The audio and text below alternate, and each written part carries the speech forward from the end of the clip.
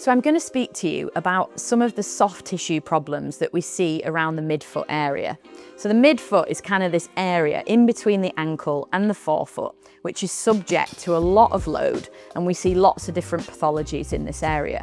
So we know in terms of some of the tendinous structures, so the tendons that run over the top of the foot, we've got tibialis anterior, which runs across the front of the tibia and takes a dive onto the medial aspect of the foot.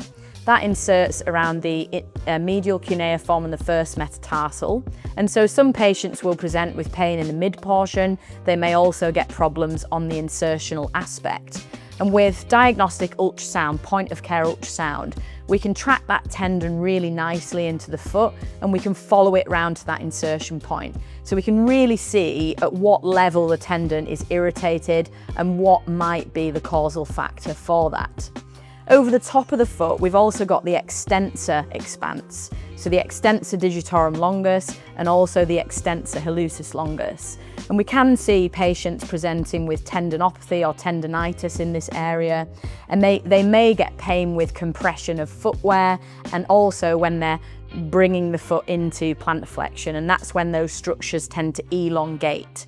So it's worth thinking about some of those tendinous structures around the midfoot. And the final one, or the one that we see also quite commonly, is an insertional tibialis posterior tendinopathy or tendinitis.